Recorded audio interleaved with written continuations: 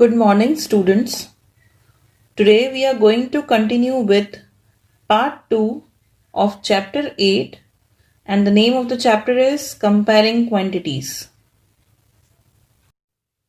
So, children, let's start the part 2 of chapter 8, and today's topic is finding the increase or decrease percent.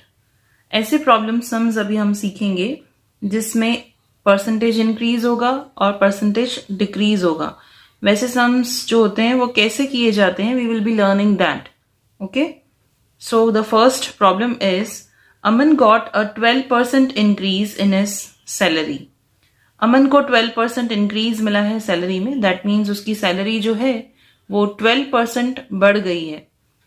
If his new salary is 20,160 rupees, find his original salary. सबसे पहले आप question को समझिए.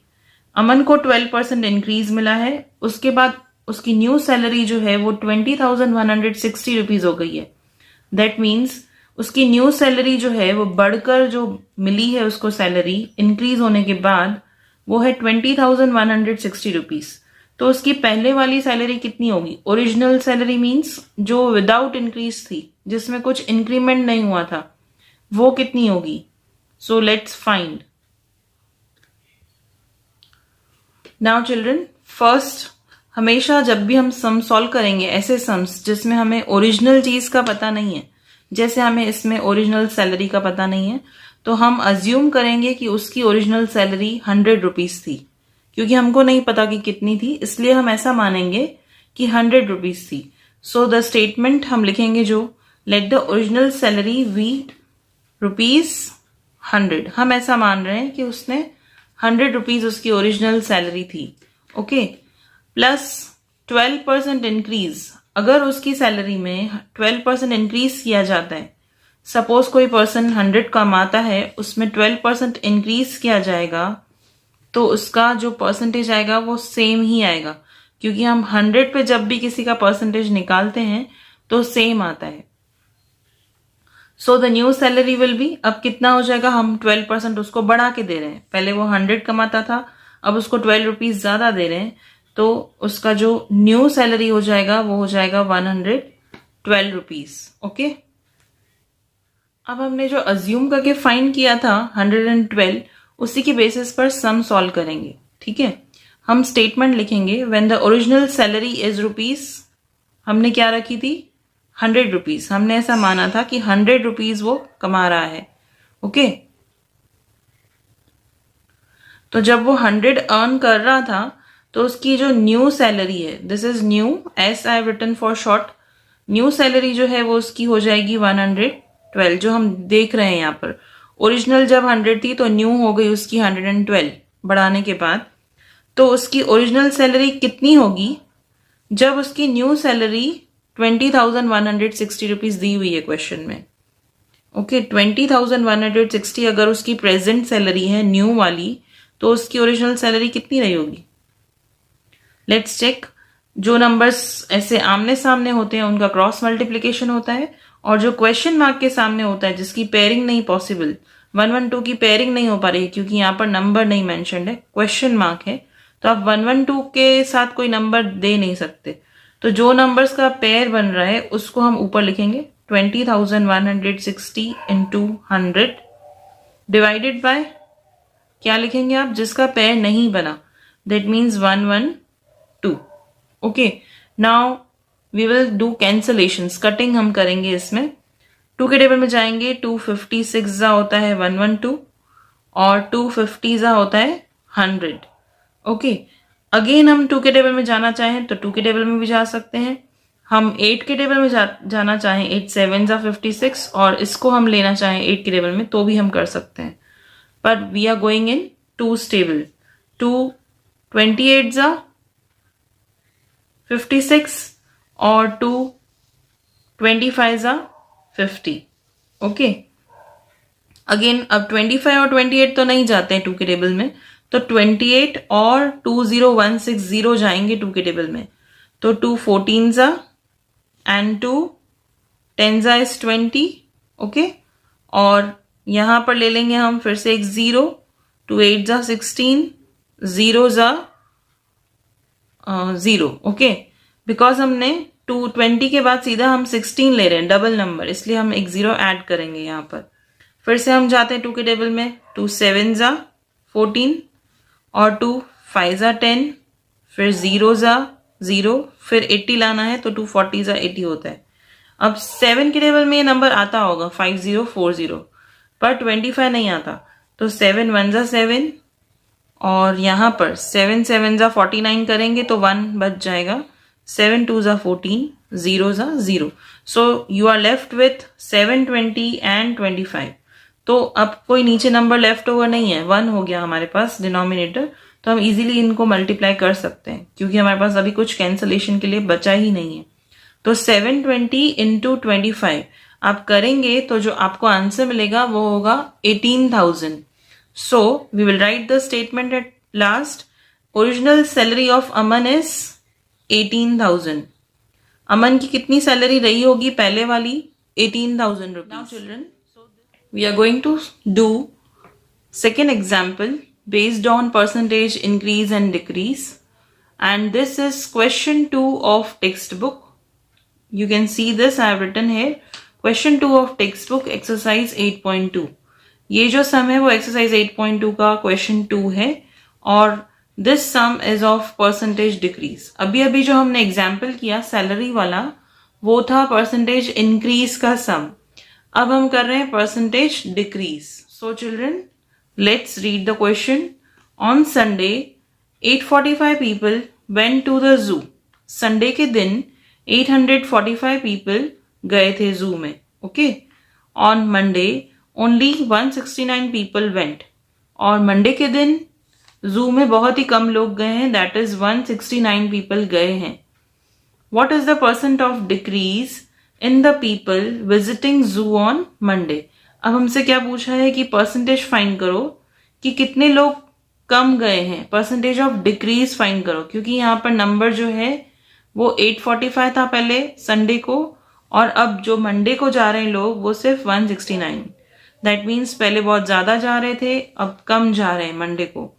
Sunday को ज्यादा थे people और Monday को कम जा रहे हैं। So first we will write number of people went to zoo on Sunday. सबसे पहला स्टेटमेंट लिखेंगे हम कि कितने लोग गए थे संडे के दिन। So we can see in the question कितने लोग गए हैं, 845 लोग गए हैं संडे वाले दिन, because it is a holiday, तो ज्यादा लोग गए होंगे। On Monday 169 people are going, so number of people went to zoo on Monday. जैसा हमने फर्स्ट स्टेटमेंट लिखा है वैसा ही हम नेक्स्ट स्टेटमेंट लिख रहे हैं, और मंडे के दिन मंडे का ही नंबर लिखेंगे हम, कितने लोग गए थे 169, ओके। अब हम फाइंड करेंगे डिक्रीज कितना हुआ है, दैट मीन्स पहले 845 जा रहे थे अब 169 जा रहे हैं, तो कितने लोग कम जा रहे हैं। तो कैसे निकलेगा वो नंबर, 845 में से आप डिडक्ट कर देंगे 169, ओके।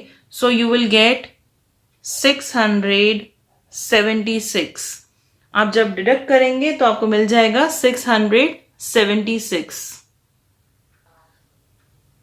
ओके चिल्ड्रन, हमने 676 नंबर में तो निकाल दिया, पर अब परसेंटेज कैसे निकालेंगे।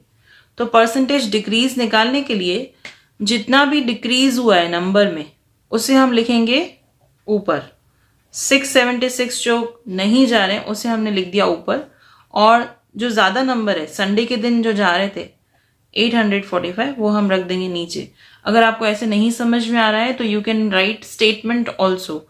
कैसे लिखेंगे स्टेटमेंट, कि जब 845 लोग जा रहे थे तो डिक्रीज हुआ है 676, तो जब 100 लोग जाएंगे तब कितना डिक्रीज होगा। इस तरह से भी आप फाइंड कर सकते हैं बाय राइटिंग स्टेटमेंट्स। सो हमने लिख दिया 676 जो नंबर है डिक्रीज वाला ऊपर, और टोटल जो था संडे के दिन वो नीचे multiplied by 100।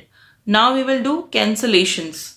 So for doing cancellations what you will do, पहले तो आप सिमिलर टेबल्स निकालेंगे, दैट मीन्स ये नंबर्स कौन से टेबल में जा रहे हैं, 676 और 845, या 845 और 100, जो आपको इजी लगे उस तरह से आप कैंसलेशन कर सकते हैं। So first I am taking 5 table, okay. हम पहले 5 का टेबल ले लेते हैं, 845 भी 5 में जा रहा है और 100 भी जा रहा है। सो 845 कितनी टाइम्स जाएगा, 5 16 सा 80 होता है, तो आप डिडक्ट करेंगे 84 में से 80 तो 4 बच जाएगा। 5 9 सा 45 और 5 की टेबल में 100 भी आता है 20 टाइम्स। ओके, तो हमने ढूंढ लिया 169 टाइम्स जा रहा है 845 और 20 टाइम्स जाता है 100। अब 169 जो है ना वो 13 के टेबल में जाता है। 13 13 सा इज 169 और ये 676 भी 13 के टेबल में जाएगा। 13 5 सा इज 65, तो 2 लेफ्ट बच जाएगा हमारे पास। 13 2 सा 26, ये नंबर 26 बन रहा था तो 13 2 सा 26। 13 1 सा इज 13 एंड 13 4 सा इज 52। 13 और 4 मल्टीप्लाई करेंगे तो 52 आएगा। सो 4 20 सा, अब क्योंकि हमारे पास डिनोमिनेटर नहीं बचा है कुछ भी, तो हमारी कैंसलेशन यहीं पर रुक जाएगी। 4 इंटू 20 है हमारे पास ऊपर, उन दोनों को हम मल्टीप्लाई कर देंगे तो हमारे पास आ जाएगा 80%। दैट मीन्स ये जो 80% हमने निकाला है वो क्या निकाला था? What is the percent of decrease in the people visiting zoo on Monday? यही पूछा था हमसे कि कितने लोग नहीं जा रहे, इन परसेंटेज फाइंड करो कितने लोग नहीं जा रहे। सो हमने फाइंड कर लिया कितने लोग नहीं जा रहे परसेंटेज में, 80%। Okay, so at last you will write a statement. Hence, the decrease in percent of people visiting zoo on Monday is, कितना निकाला है हमने? 80%.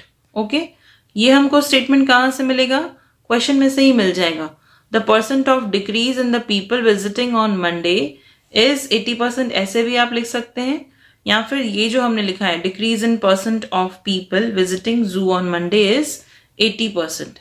ऐसे आप सम को हमेशा एंड में एक स्टेटमेंट लिख के कंक्लूड करेंगे। Okay, with this we complete percentage increase and decrease examples, and you can do this on your own now because you have understood this concept. Percentage increase और डिक्रीज के sums कैसे किए जाते हैं तो आपको खुद से भी अब आ जाएंगे समझ में। So children, the next topic which we are going to learn is finding discounts. 8.2 में ही है ये topic, finding discounts. That means discount कैसे ढूंढा जाता है। So first of all we have some points which we have to keep in mind. These points are written in textbook also. You can mark in textbook for the exam. Okay? Discount is a reduction given on the marked price of the article. Discount क्या होता है? एक reduction, that means come price देना। Mark price से थोड़ी कम price पे जब हम सेल करते हैं चीज, तो जो हमको रिडक्शन मिल रहा है, जो जितना प्रपोर्शन कम किया जा रहा है, वो हो जाएगा हमारा डिस्काउंट। अब मार्क प्राइस क्या होती है? जब भी हम मार्केट में कोई प्रोडक्ट लेने जाते हैं तो उस पर कुछ टैग लगा होता है, उस पर कुछ प्राइस लिखी हुई होती है, वो होती है उसकी marked price. Okay, marked price को हम लिस्टेड प्राइस भी कहते हैं। The next point is discount is given generally to attract customers to buy goods और टू प्रमोट सेल्स। अब डिस्काउंट क्यों दिया जाता है कस्टमर्स को? कि वो अट्रैक्ट हो जाए। दैट मीन्स जब वो सेल्स का बोर्ड देखेंगे या फिर डिस्काउंट का बोर्ड देखेंगे तो वो जल्दी जल्दी आएंगे गुड्स लेने के लिए, दैट मीन्स परचेज करने के लिए। और टू प्रमोट सेल्स, या फिर जब सेल्स कम हो जाती है किसी भी शॉप की तो डिस्काउंट ऑफर रखा जाता है सो दैट उनकी सेल्स बढ़ जाए। Okay, so the formula to find discount is, discount कैसे निकाला जाता है? This is the formula, discount equals to mark price minus sale price. Mark price जितनी लिखी हुई प्राइस है उसमें से अगर हम सेलिंग प्राइस माइनस कर दें, दैट मीन्स हमको कितने में दिया है शॉपकीपर ने, सेल कितने में किया है, वो अगर हम माइनस कर दें तो हमको डिस्काउंट मिल जाएगा। ओके, सो मार्क प्राइस को हम शॉर्ट में लिखते हैं एमपी, सेल प्राइस को हम लिखते हैं SP. Now mark price is also known as dash, listed price कहा जाता है। मार्क प्राइस का दूसरा नाम है लिस्टेड प्राइस, क्योंकि जो टैग लगा होता है या फिर जो लिस्ट की हुई होती है प्राइस, उसे ही हम मार्क प्राइस कहते हैं। ओके, द सेलिंग प्राइस, अगर हमको सेलिंग प्राइस निकालनी हो और डिस्काउंट वाला सम है तो सेलिंग प्राइस कैसे निकालेंगे? This is the formula to find selling price. Okay, selling price equals to mark price minus discount. जब आप मार्क प्राइस में से डिस्काउंट को माइनस कर देंगे तो सेलिंग प्राइस मिल जाएगी।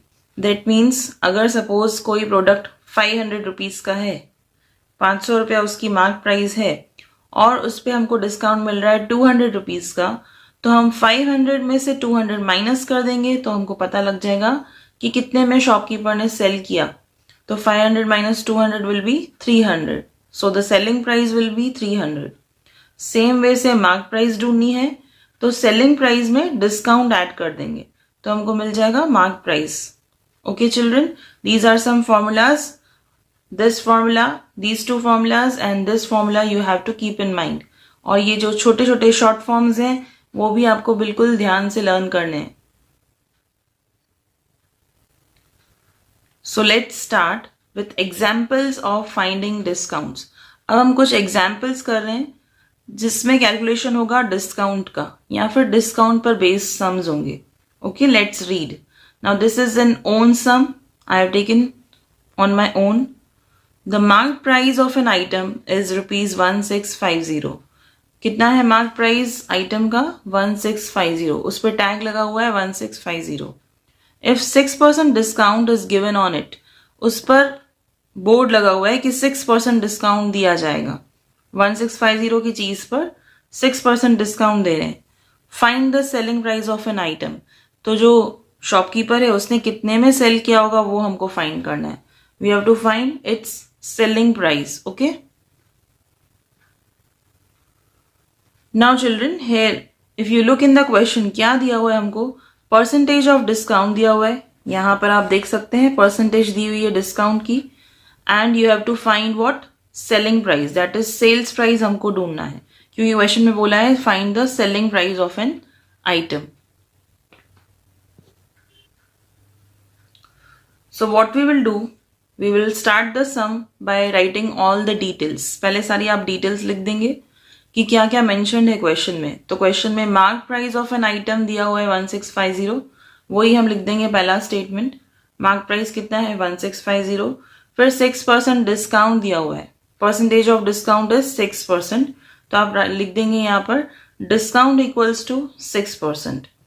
अब डिस्काउंट परसेंटेज में दिया हुआ है, हम डिस्काउंट रुपीज में कैसे निकालेंगे? डिस्काउंट इक्वल्स टू 6% ऑफ 1650, क्योंकि जो डिस्काउंट होता है वो हमेशा मार्क प्राइस पर कैलकुलेट होता है। तो हम अपनी मार्क प्राइस जो यहाँ पर दी हुई है क्वेश्चन में वो ही ले रहे हैं, 1650 का 6%। Now what you will do, will put equals to sign 6 into 1650 divided by 100। ये हमने पहले भी किया है कैसे कैलकुलेशन होता है परसेंटेज का। सो जीरोज विल बी कैंसल्ड। अब आप 2 के टेबल में जाना चाहें तो 2 के टेबल में भी जा सकते हैं, नहीं तो 5 का टेबल भी हम ले सकते हैं। 2 5s are 10, 2 3s are 6, okay, 5 1s are 5, 33s is 165। Now 33 into 3 आप करेंगे तो आपको मिल जाएगा ₹99। ये जो ₹99 है वो क्या आया है हमारा अब तक? डिस्काउंट। डिस्काउंट इन रुपीज मिला है हमको, 99 रुपीज जो है वो डिस्काउंट मिला है। अब हम क्या फाइंड करेंगे? हमको क्वेश्चन में कुछ और बोला था फाइंड करने के लिए, we have to find its selling price. तो हम सेलिंग प्राइस निकालने के लिए क्या याद रखेंगे? दूसरा फॉर्मूला जो हमने लर्न किया था वो क्या था? मार्क प्राइस माइनस डिस्काउंट करेंगे तो हमको मिल जाएगी सेलिंग प्राइस। दैट मीन्स जितने की चीज थी उस पर जो डिस्काउंट दिया हुआ है वो माइनस कर देंगे तो हमको मिल जाएगा उसका सेलिंग प्राइस। सो 1650 की चीज थी और डिस्काउंट हमको दिया है 99 रुपीज शॉपकीपर ने। तो 1650 में से आप 99 को माइनस कर देंगे तो आपको मिलेगा 1551। You can do the calculations, I am doing it orally. Okay, 1650 minus 99 करेंगे तो 1551 आंसर आ जाएगा। ये जो 1551 है वो उसका सेलिंग प्राइस है। दैट मीन्स टैग लगा हुआ था 1650 का, पर हमको जो चीज वो दे रहा है वो 1551 में दे रहा है, उसके लिए वो सेलिंग प्राइस है शॉपकीपर के लिए। Okay, at last what we write? Now at last we will write the statement. The selling price of an item is rupees, कितना था हमारा सेलिंग प्राइस? 1551, क्योंकि क्वेश्चन में पूछा था कि आप सेलिंग प्राइस फाइंड कीजिए, तो हमने ढूंढ लिया है 1551 is the selling price of an item. Okay, this way you can find the selling price of the product if discount is given and mark price is given. इस question में mark price थी और discount percentage में दिया था, तभी हम selling price ढूंढ पाए.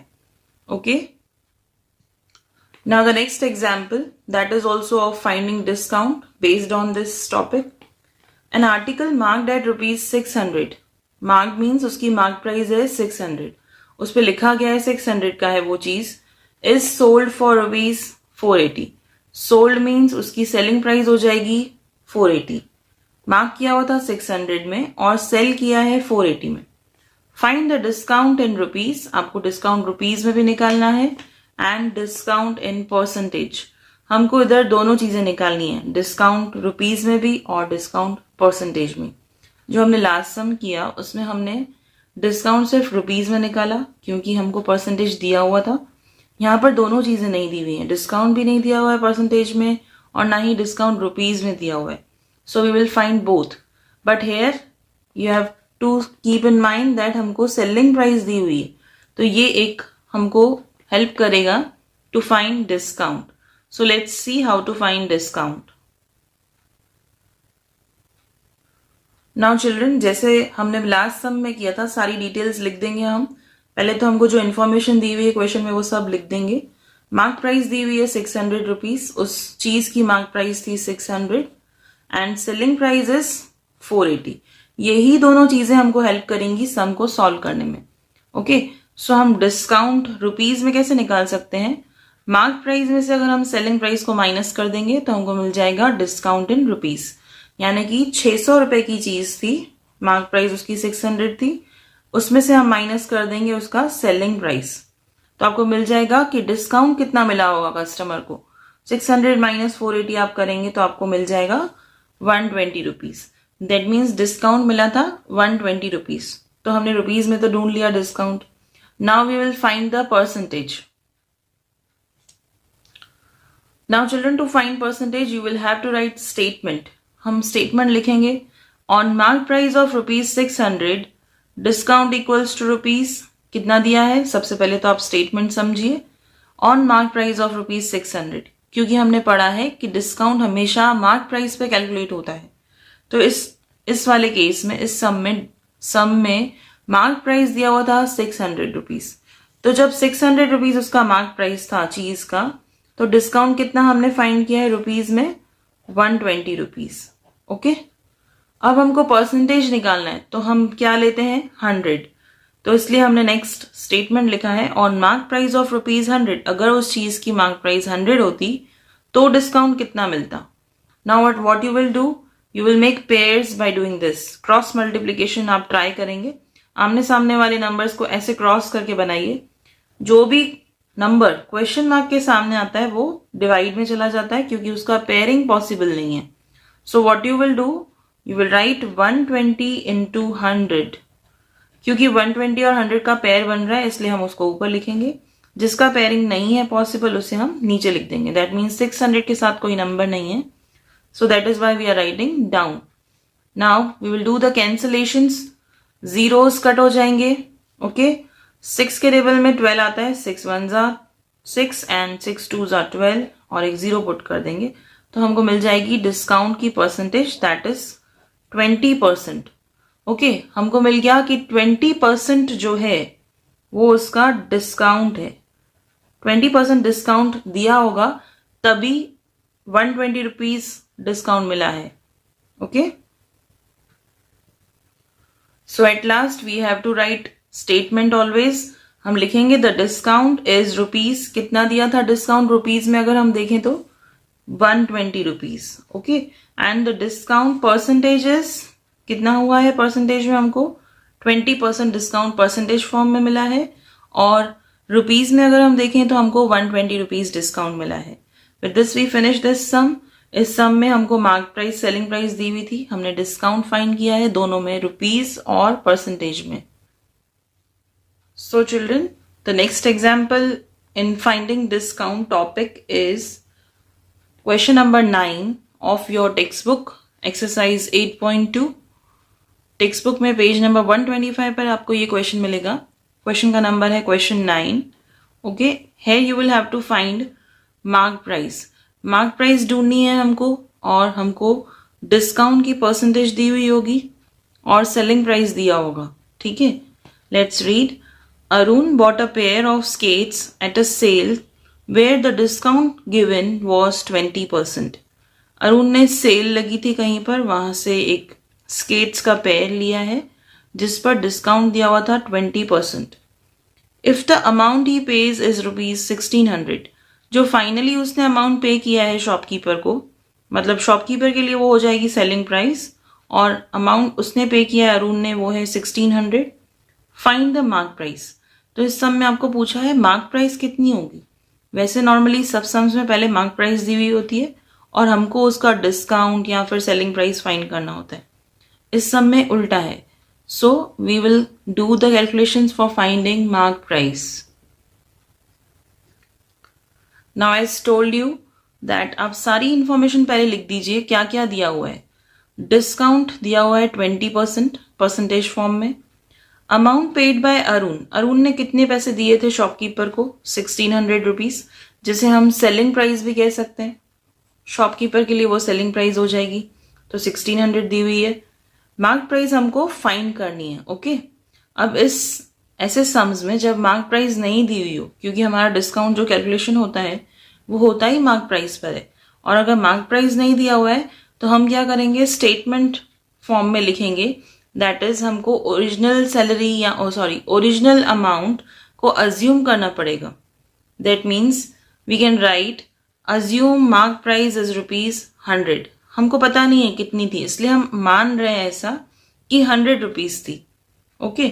तो मार्क प्राइस का ही हम डिस्काउंट कैलकुलेट करते हैं। क्योंकि डिस्काउंट 20% दिया हुआ है तो हम जो अज्यूम कर रहे हैं उसका भी 20% ही लेंगे। तो डिस्काउंट इज 20%, माइनस कर देंगे डिस्काउंट। तो 20% जब भी हम 100 का निकालेंगे तो सेम नंबर आएगा। अगर हम 30% निकालेंगे तो 30 आएगा, 40 निकालेंगे 100 का तो 40 आएगा। 100 पे जो भी कैलकुलेशंस आप करेंगे परसेंटेज में वो सेम आती है। सो 20% निकाला 100 का तो 20 आया। 100 में से 20 जो डिस्काउंट है वो माइनस कर देंगे तो आपको मिल जाएगा अमाउंट पेड और फिर सेलिंग प्राइस, दोनों हम कह सकते हैं। अमाउंट पेड बाय अरुण या फिर सेलिंग प्राइस कितनी आ रही है हमारी, 80 रुपीज। दैट मीन्स 100 माइनस 20 किया तो 80 रुपीज जो है वो सेलिंग प्राइस हो जाएगी प्रोडक्ट की। अब ऐसे वाले फॉर्म में भी आप कर सकते हैं, आपको चाहिए तो कुछ स्टेटमेंट्स लिखकर आप कर सकते हैं। दैट इज हम ऐसे भी लिख सकते हैं, let the original mark price be 100 rupees, ऐसा वाला स्टेटमेंट भी आप लिख सकते हैं। नाउ लेट्स सी, हम अभी नेक्स्ट स्टेप जो करेंगे वो होगा हमारा statement on mark price of ₹100। That means जब हमने मार्क प्राइस ऐसा माना था कि 100 रुपीज है तो सेलिंग प्राइस कितनी आ रही थी, 80 रुपीज। क्यों हम सेलिंग ले रहे हैं, क्योंकि हमको मार्क प्राइस और सेलिंग प्राइस की इंफॉर्मेशन में से ही सारी डिटेल्स मिलेंगी। क्वेश्चन में कहा गया था फाइंड द मार्क प्राइस, इसीलिए हम मार्क प्राइस लेंगे अज्यूम की हुई। तो हम स्टेटमेंट में लिखेंगे ऑन मार्क प्राइस ऑफ ₹100। आपको ये स्टेटमेंट सही नहीं लग रहा हो तो आप अपने वे से भी लिख सकते हैं, when the mark price is ₹100, ऐसा भी लिख सकते हैं, when the selling price is ₹80। जिस भी तरह से आपको कंफर्टेबल लगे वो आप लिख सकते हैं। On mark price of ₹100 amount paid कितना था, 80 रुपीज। दैट मीन्स आप लिख सकते हैं सेलिंग प्राइस इज ₹80, ओके। जब हमने 100 माना तो सेलिंग प्राइस आ रही है 80 रुपीज, वही हमने स्टेटमेंट फॉर्म में लिख दिया। तो mark price of rupees how much, अभी हमको कितना पता नहीं है कि ओरिजिनल कितनी थी, इसलिए हम लिख रहे हैं on the mark price of rupees how much amount will be paid is 1600, क्योंकि क्वेश्चन में दिया है कि 1600 पे किया है अरुण ने। तो कितनी होगी मार्क प्राइस जब अरुण ने 1600 पे किया है, तो कैसे निकलेगा आप कैलकुलेशन, 100 और 1600 का पेयर बन रहा है और क्वेश्चन मार्क के सामने 80 है। सो 1600 इंटू 100 डिवाइडेड बाय 80, जिसका पेयरिंग नहीं होता है हम उसको नीचे डिनोमिनेटर में डाल देते हैं। Now cancellations, zeros will be cancelled.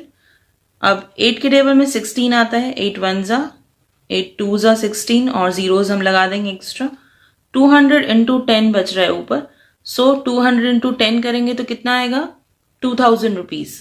इसलिए हम लास्ट में एक स्टेटमेंट लिखेंगे, the mark price of the skates is ₹2000। हमको मिल गया कि कितने का था वो स्केट्स, 2000 का टैग लगा होगा स्केट्स पर और उस पर 20% डिस्काउंट दिया शॉपकीपर ने, तो उसकी सेलिंग प्राइस हो गई 1600. This way we will write the statement at the end always. With this we finish discount examples. सारे जितने भी थे discount type examples, we have finished that.